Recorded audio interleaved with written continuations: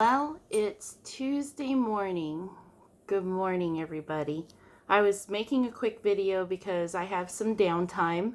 My husband left for work and we're getting a truck towed out of our driveway, and it's going to take AAA about an hour and a half to get here. So I'm just going to make a quick video, and it's just been weighing on my mind. I know we all communicate a lot by text and email. And one thing I don't like about that, I really can't stand texting and emailing because a lot of emphasis gets lost in translation. And what we end up reading, we interpret in our minds with tone and inflection. And it may not be the actual intent of the person sending it to us. So if you're not like, if you aren't familiar with office space emails, there's a lot of information that gets sent back and forth.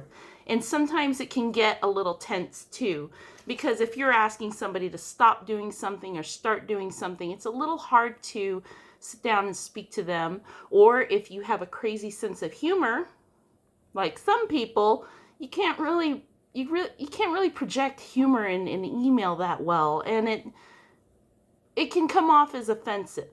And so I wanted to talk about this because I got out of the hospital business, and I know they had a lot of emailing with lack of inflection, and I would try to be funny, and I got talked to all the time by my boss. That poor guy, even in the military, I would always get pulled aside about, Airman Wheeler, things you say, you shouldn't say this, or your statement was, my statement was, but it was a joke, and nobody gets that in email. So sometimes it's hard to be professional or sincere when your intent is not to offend someone, but just to come across as, hey, I know we're doing this, let's stop, but hey, here's a little sense of humor. It doesn't work well in messages. And I have some examples. Stop me if you've heard this one. This happens all the time. Somebody writes something and says, I hope you don't mind, but no. Or they'll say something like, hey, we've got this going on, so we're not able to, I hope you don't mind. Now, are they saying nicely, hey, I hope you don't mind? I mean, that's one way to say it. The other way to say it is, I hope you don't mind. I don't want to do it. It could be said one way or another, and you would totally get the meaning, but it could be read, I want to say, dozens of different ways. And that's the interesting thing about written language. The other one is, I don't mean to be a pest. I still get this one. I still get this phrase in emails, people checking up on things and hey, I don't mean to be a pest. I just talked to you an hour ago. Are those ready yet? It's I just, but other times, I've had people actually call and say, hi, this is so-and-so, how are you? I don't mean to be a pest. I just wanted to ask.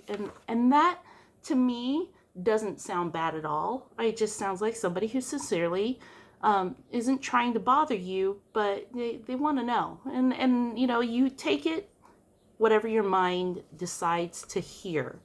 And so this one I can't stand. FYI, for your information, you screwed up. And that's not how I like to write it.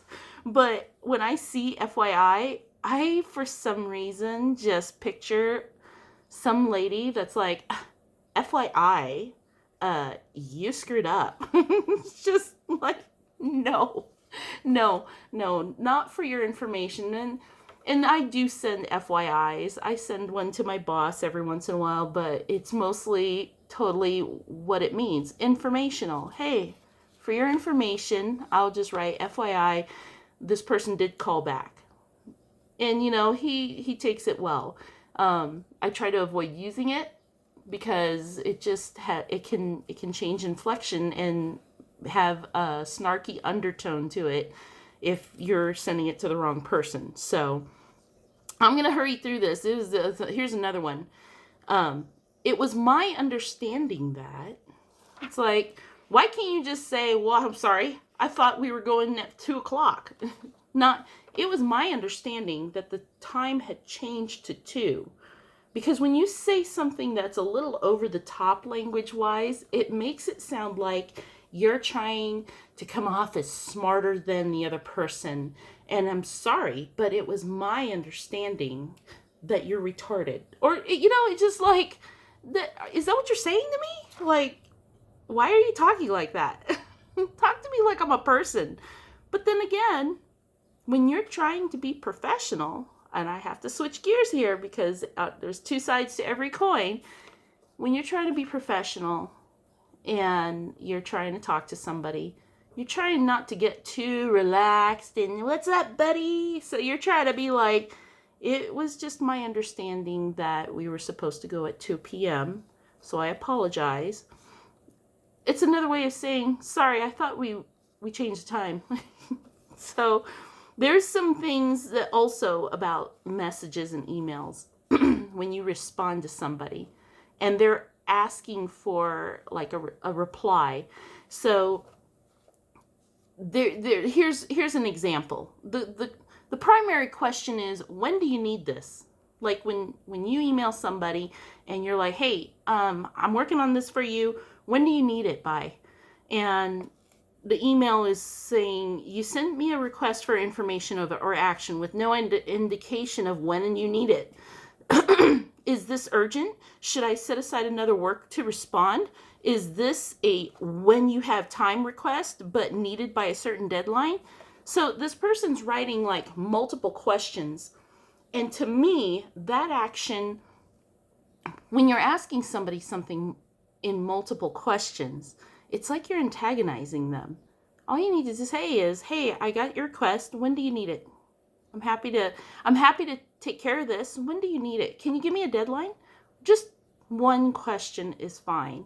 When you ask multiple questions, it's like you're badgering the person and you want them to know, hey, you're ticking me off because you didn't say this, you didn't say that. When do you need this by? Am I supposed to drop everything for you? What am I supposed to do? It's like, tone it down. Hey, I had a great master sergeant in the Air Force who had good advice about email messages. Stick to the facts and don't get too wordy. Stick to the facts and don't get too wordy. Be polite, but stick to the facts and don't get too wordy. If you're reading your email and you see a lot of redundancy, sometimes that could be misinterpreted as badgering. So maybe tone it down a bit and just, keep it to a simple, everybody's busy.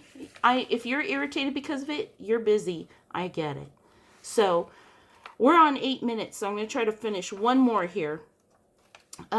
Here's an example of why didn't you answer my question? Now this is interesting because I'm this person and it just kind of seems like, not why did you, I'm going to skip that one because it's kind of long, but the are you mad at me undertone. I'm guilty of this because sometimes I read an email and I'm processing the facts and I have to hurry. So I don't have a lot of time to hit reply and say, hey, I got your message. So I looked into this and I found this time. I wanted to do this and I talked to so-and-so. So I think it's going to be okay the way it is. And I agree with what you decided, and all that. So if somebody writes an email, and here's an example. Hi, Julie. Liked your year-end centerpiece. I'm working on a column about email problems and will send it to you for editing after 5 p.m. If that works for you, let me know. So-and-so. And she responds, fine. It's like, okay, have a nice day. Sometimes if you just can throw in one full sentence, there's a lot more meaning to it. I'm sure it means the same thing as just fine. But if you say, oh, I appreciate you looking into that. Thank you so much. That will be fine. It just kind of helps. So sometimes more words help. Use your best judgment. And I wanted to kind of touch into the important part of this. The part in scripture that talks about what it means to basically not jump to conclusions. What jumping to conclusions can make of us as fools if we are not thinking properly. Even in the Bible, the Bible was written way before email and texts, and it even knew then what we needed. If you look at Proverbs chapter 18, verse 2, it says, "The fool takes no delight in understanding, but rather in displaying what he thinks." What he thinks. What your mind decided to interpret on that email can make you, excuse me, it can make you turn out to look like a fool, really bad. Sometimes if you respond to an email or a text message thinking that that person is being snarky and they weren't, it's pretty embarrassing when they come back and say, "No, I didn't mean it that way. It's just pretty embarrassing. I speak from experience myself. So I hope you guys never get caught in that situation, because you feel pretty bad too when the person turns out to be a real sweetheart and you're the jerk. And here's Proverbs is such a great book, isn't it? It always has everything you need. In Proverbs 25, when you go down to verse number 8, "What your eyes have seen, bring not forth hastily against an opponent." Don't bring it forth hastily. Slow down. Think about what you're saying. And don't rush, because things that are rushed end up becoming a disaster. "For what will you do later on when your neighbor puts you to shame?" Remember I said how you feel bad afterwards when you find out that person was actually not intending to be rude or was actually really nice? It's the worst feeling in the world when you realize that you just, I need some water. When you just said something really snarky to somebody thinking they were being rude and they come back just as sweet as ever, and you're like, now I'm the jerk, right? Okay, second to last one. In John chapter 7, you want to look at verse 23, I believe. Oh, no, verse 24. "Stop judging by appearances, but judge justly." Judge justly. I know it was talking about appearances, but I took that as judge justly. Make sure you have reason to think what you're thinking. Now, if you've met the person, even when you meet the person, here's a secret. Sometimes people come off as jerks, and I'm guilty of this. I'm really guilty. I'll have a bad day, or somebody said to me on one spectrum of my life has affected me, and I'm hurt, and I'm angry, and I'm just not in the mood.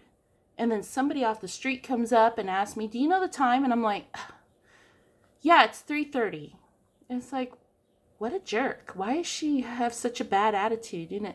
Because they don't know what I've been going through earlier in the day. And it was my fault, because I should not have taken it out on that person. But judge justly. You don't know why somebody might be having a bad attitude or why they come off wrong. You just have to try to think, it's okay. It's probably not me. It's probably not me. The facts are, not everybody wakes up in the morning with the intent to go out and be a jerk. I don't. If you do, you've got issues. But it's not always the case. Okay, I got 1 minute left, so I'm going to wrap this up. In Romans 14, basically the beginning of chapter 14, verse 1, it's kind of a long one. It says, "Welcome anyone who is weak in faith, but not for disputes over opinions." It's all about your opinion. "One person believes that one may eat anything, while the weak person eats only vegetables. The one who eats must not despise the one who abstains. And the one who abstains must not pass judgment on the one who eats, for God has welcomed them both. Who are you to pass judgment on someone else's servant?" Someone else's servant. We are no better than anyone else in this world. We're all broken, and we're all tainted. We've all made sins. Jesus said, "Let he who hath no sin cast the first stone." You're no better than me. I'm no better than nobody else. We're all in this, in the same boat. We're all the servants of God, even if we don't believe it.